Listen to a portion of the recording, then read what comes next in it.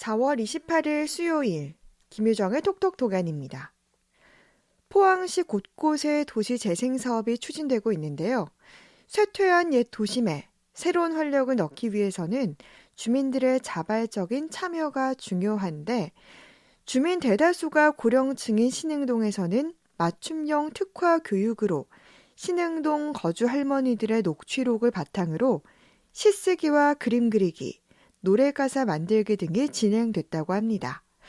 마지막 수료식 날에는 신흥동 스토리텔링 발굴을 위해 신흥동 할매 이야기 발표가 진행돼 웃음과 눈물이 교차됐다고 하는데요. 신흥동 도시재생 현장지원센터 김유신 센터장 연결해 자세한 이야기 들어보죠. 센터장님 안녕하세요. 네, 안녕하십니까. 인사드리겠습니다. 신흥동 도시재생 현장지원센터 센터장 김유신입니다. 네, 우선 신흥동의 도시재생 사업이 진행 중인데요. 이게 어떤 사업인가요? 네, 현재 정부에서 추진하고 있는 도시재생 뉴딜 사업은 경제기반형, 중심시가지형, 일반 근린형, 주거정비 지원형, 우리 동네 살리기 이렇게 5가지 유형이 있고요. 네. 신흥동에는 이 중에 제일 작은 규모라고 할 수 있는 우리 동네 살리기 유형의 도시재생 사업이 진행되고 있습니다. 네. 사업 기간은 3년이고 2019년부터 시작해서 현재 마지막 3년차 사업을 진행 중에 있습니다. 네. 도시재생 뉴딜 사업은 국가가 지원하는 마중물 사업이고요. 3년간의 사업이 종료가 되면 신흥동 주민자치회 또는 마을관리협동조합에서 모든 시설물을 자체적으로 운영 및 유지관리해서 지속 가능한 발전이 이루어지도록 돕는 사업입니다. 네. 이 신흥동이 어떤 특성을 지닌 동네고 또 이곳에서 어떻게 도시재생 사업이 진행되고 있는지 말씀 부탁드립니다.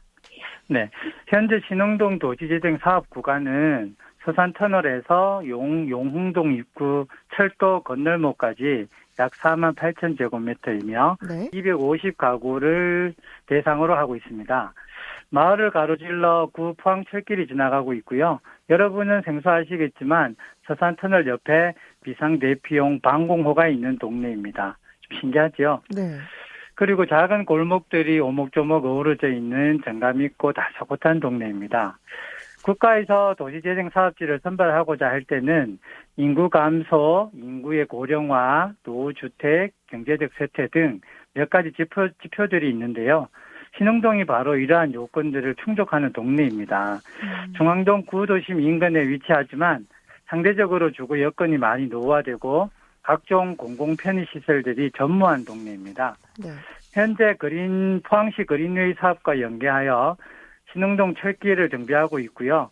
마을 어울림센터, 커뮤니티센터, 마을 주차장, 쉼터 조성, 빈집 정비 등 하드웨어 사업과 마을 상생대학 및 각종 역량 강화 등의 소프트웨어 사업들이 진행되고 있습니다. 조금 어렵죠? 네.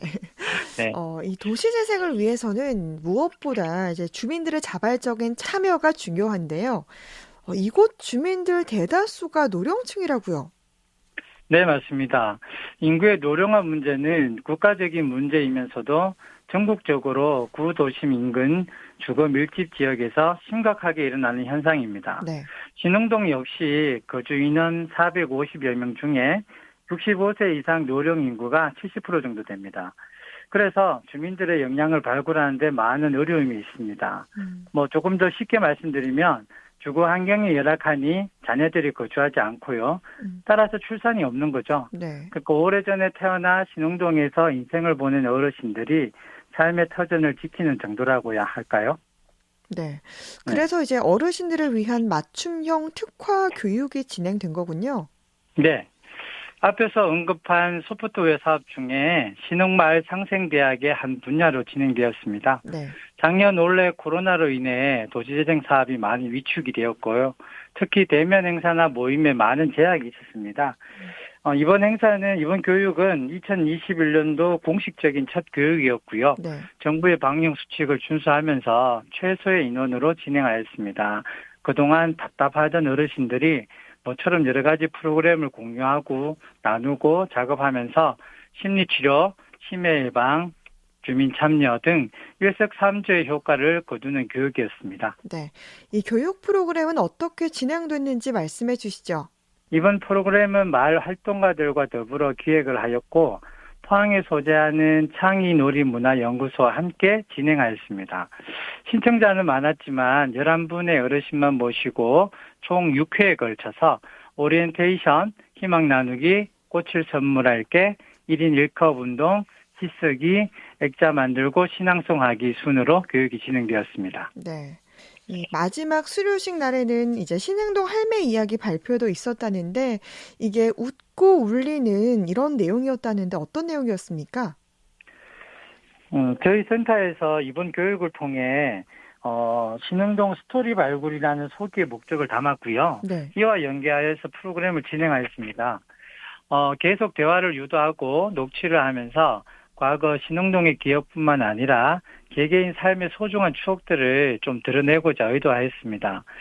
그림으로 표현하면서 훌쩍, 또 시를 쓰면서 훌쩍, 한숨 쉬면서 훌쩍, 또 자식 이름 부르면서도 훌쩍, 가슴 뭉클한 시간이 정말 너무 많았고요.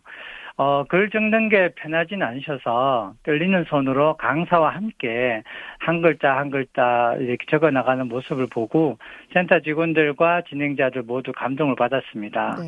그리고 마지막 수료하는 날 그래도 격식을 갖추고자 이쁘게 차려입고 오셨고요. 네. 수료증을 받을 때는 사뭇 진지하기도 하였습니다. 센터를 마치고 나가실 땐 교육기간 동안 만드신 작품들과 도시재생센터 직원들이 준비한 작은 선물을 하나름 안고 마치 초등학교 졸업식을 마친 것처럼 즐겁고 기쁘게 집으로 돌아가는 모습을 보았습니다. 네. 하여튼 직접 보셔야 되는데 말로는 한계가 있네요. 그렇군요. 네. 이 신흥동 앞으로 어떤 시설, 어떤 변화가 일어날 예정인가요?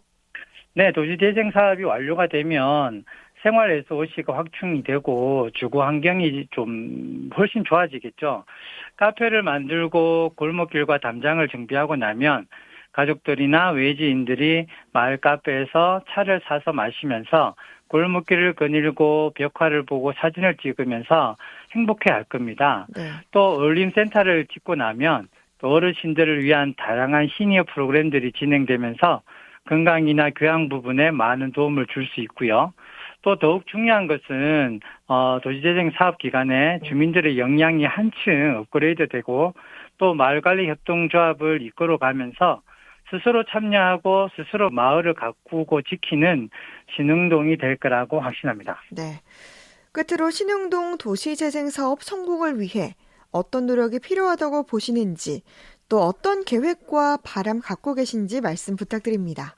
거기 도시재생 사업은 모두가 같이 노력해야 합니다. 어느 누구도 여려가 없다고 생각하고요. 포항시 관계자 그리고 신흥동 마을관리협동조합 또 현장 지원센터 또 신흥 주민들 모두가 한 마음으로 나아간다면 성공적인 도시재생 사업이 될 겁니다.